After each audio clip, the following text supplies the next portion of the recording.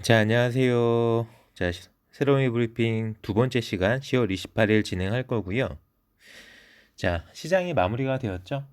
시장이 마무리가 되었는데요.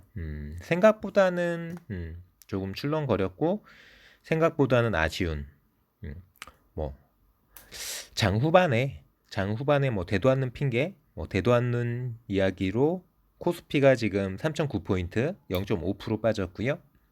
코스닥은 1000포인트는 간신히 지켰지만 0.8% 떨어진 이런 모습이었습니다. 뭐 밤사이 뭐 요렇게 미국 시장 움직였고요. 선물 나쁘지 않죠. 선물은 나쁘지 않은데 말도 안 되는 이야기로 뭐 미국과 중국의 갈등이 다시 커진다. 뭐 다시 좋아진다고 했다, 다시 커진다고 했다, 다시 대화한다고 했다가 뭐 애들 장난하는 것도 아니고 뭐 이런저런 핑계로 어쨌든 쉽게 주고 싶지 않은 기관과 외국인들의 의도가 깔려 있다라고 생각하시면 되시고요. 뭐 이번 시간은 종목 이야기보다는 전반적으로 새로운 브리핑으로 설명드릴 거고요.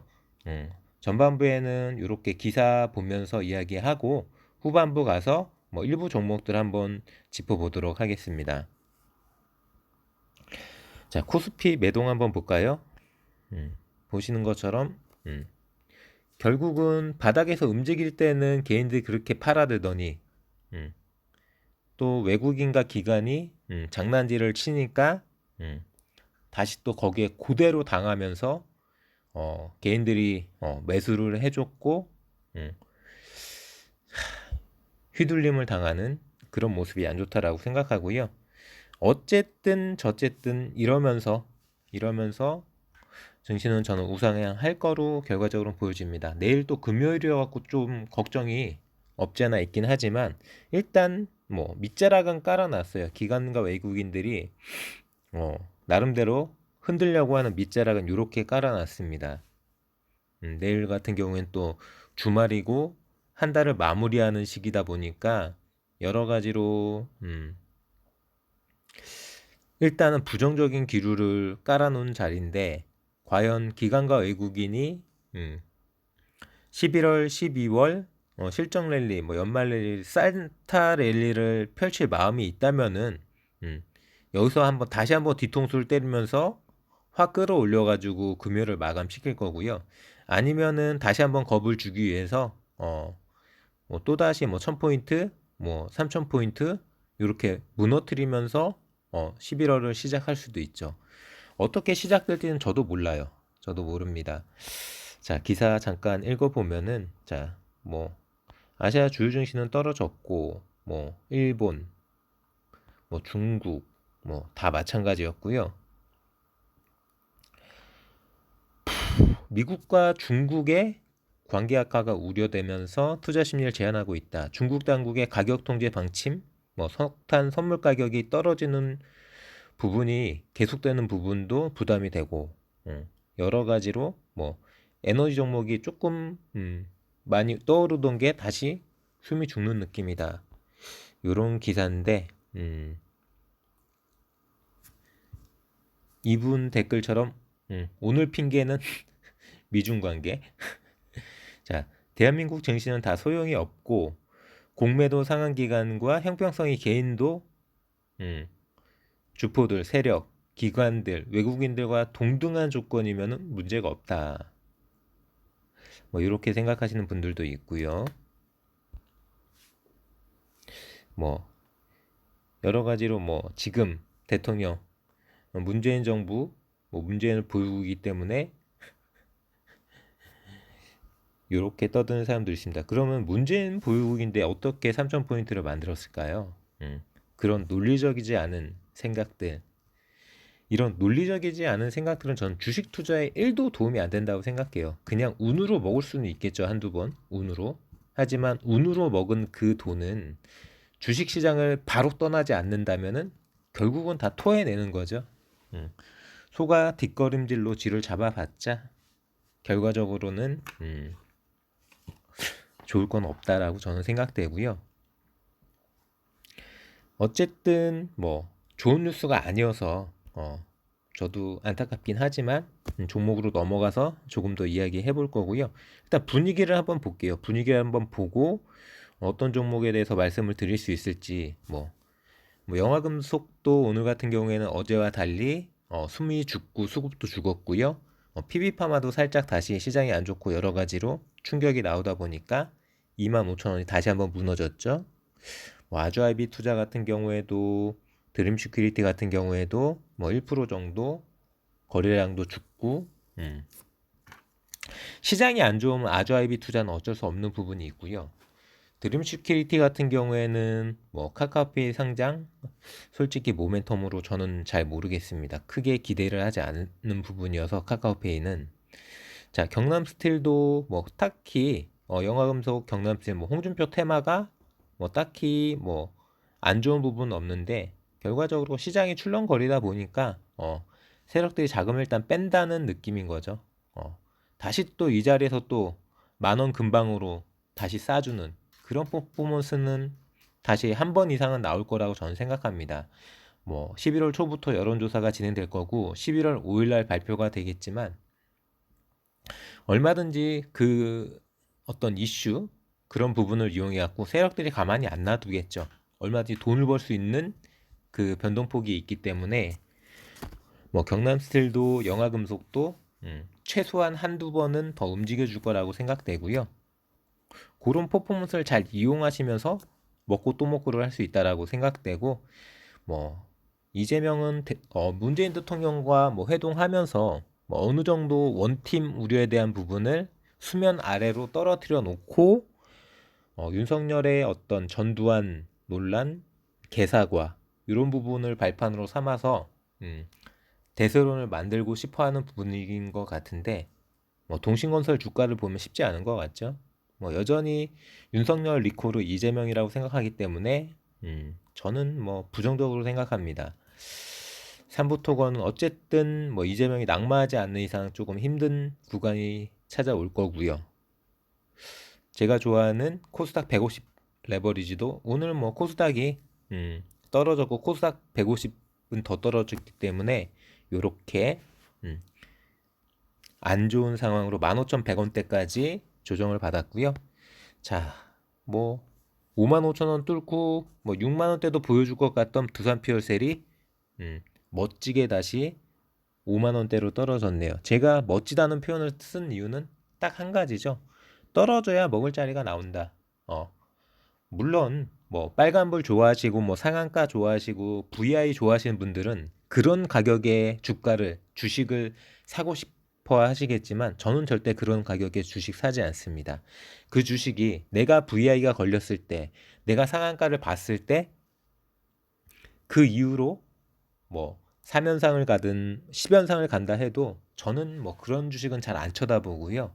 좀 저렴한 저평가된 눌림목 자리인 뭔가 확실한 조금은 높은 자리라 해도 확실한 모멘텀이 있는 확실한 단기 상승이 나올 수 있는 그런 자리를 보기 때문에 두산 피어셀 7% 떨어졌으니까 또 주춤주춤 하다가 4만원대 가주면 좋고요. 4만원대 안 가주더라도 다시 거래량 붙이면서 퍼포먼스 나오면 또 하루 이틀 스윙 정도로 건드려 볼 수 있는 그런 변동폭이 나올 거라고 생각되고요. 종목이 좋다라는 얘기가 아니라 트레이딩 하기에 파도가 움직이는 저점 매수, 고점 매도 요 자리 박스권이 좋다라는 거죠. 물론 두산 피어셀 같은 경우에는 수소경제 테마 요 수소경제 시대에 저는 원픽이라고 생각하는 종목인 건 사실이에요.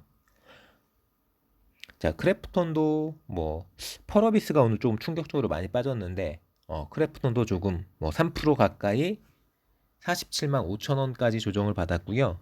더 떨어질지 아니면 또 여기서 강하게 47만 원 지지를 받으면서 다시 한번 50만 원 트라이를 할 수 있을지 조금 더 지켜볼 만한 종목이라고 저는 중장기 종목으로 조금 우량한 게임 회사가 아닌가. 신작 모멘텀도 있고 MSCI 지수 편입 모멘텀 플러스 국민연금이 지분을 갖고 있는 5% 이상 이런 부분 모두 다 긍정적이죠.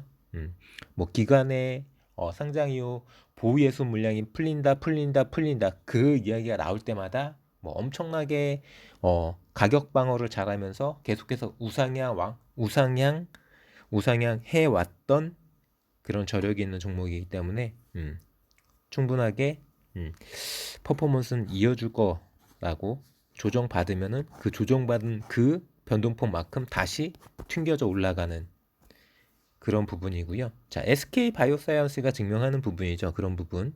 떨어진 만큼 올라가 주는. 어느덧 25만 원이 보이는 오늘 같은 시장에 7% 앞서 언급해드렸던 그 머크사 뭐 그런 부분도 있고요.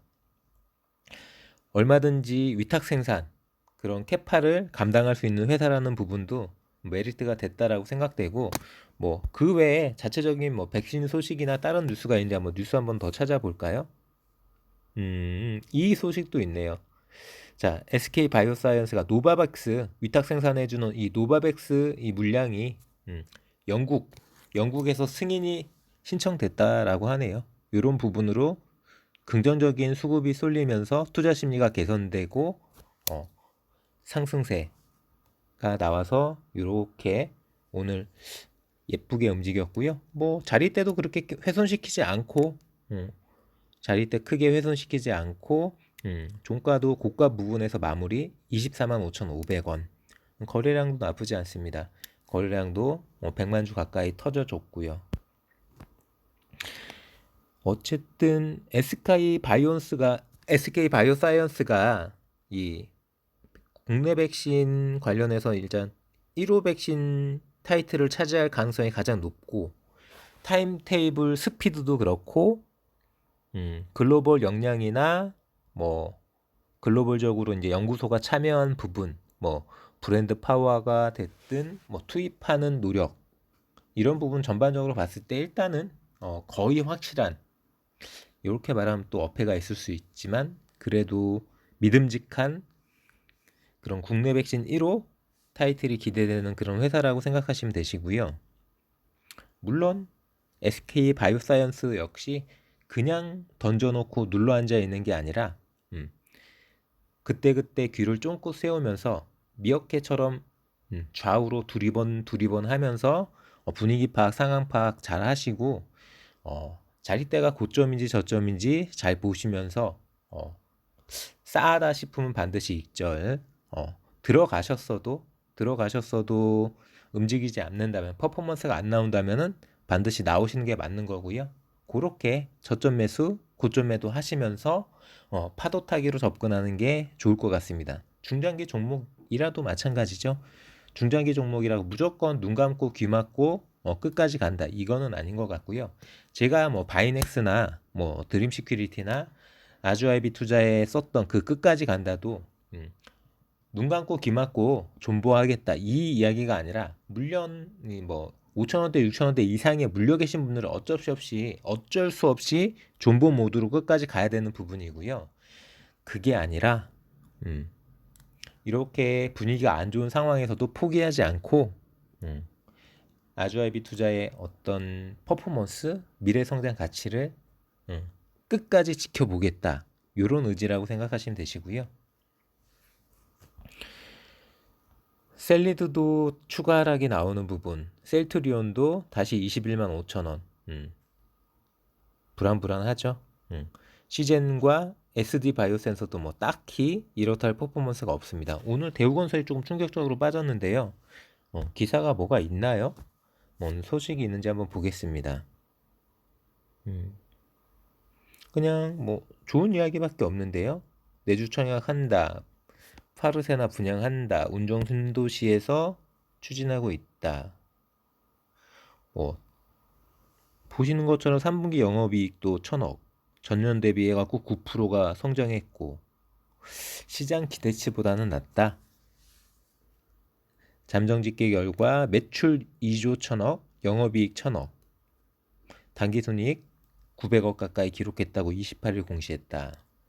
지난해 같은 기간에 비해 뭐 10%씩 당기순이익은 60%가 늘었는데도 시장의 컨센서스보다는 안 좋았다.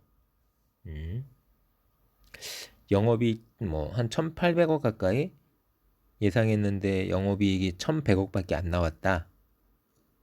이런 부분 제가 뭐 자세하게 애널리스트가 아니어서 뭐라고 말씀드리긴 어렵지만 2분기 영업이익이 전년 동기 100% 늘어난 요 어닝스트라이즈는 이어가지 못했다라는 부분이 뭐 시장에 실망을 줬나요? 저는 오히려 이렇게 실적 발표하고 가격대가 좀 빠졌다면은 뭐 대우건설이 예를 들어 뭐 삼성전자도 아니고 삼성전자 실적 발표만 해도 아무리 어닝 서프라이즈라도 해도 거기가 고점이라고 생각하고 빼잖아요. 기관이나 외국인들이. 저는 뭐 대우건설은 반대로 움직일 가능성이 더 훨씬 더 높다라고 생각합니다. 뭐 실망한 일부 물량은 빠졌을 수 있겠지만 그 물량을 다시 잡아서 꾸준히 우상향 시킬 수 있는 종목이라고 생각되고요. 제가 의도적으로 빨간불 종목은 말씀을 안 드렸고요. 빨간불 종목만 따로 모아서 다시 또 말씀드릴 수 있는 영상 제작하겠습니다. 저는 금융과 시사 관련해서 일반인들이 알기 어려운 전문 내용을 조금 쉽게 전달해 드리고자 노력하는 청세롬이었고요. 자, 시장에서 이렇게 힘든 구간이 온다 하더라도 실망하지 마시고 힘겨워하지 마시고 굳건하게 멘탈 잡으시면서 자, 성공 투자의 그날까지 화이팅 하시기 바랍니다.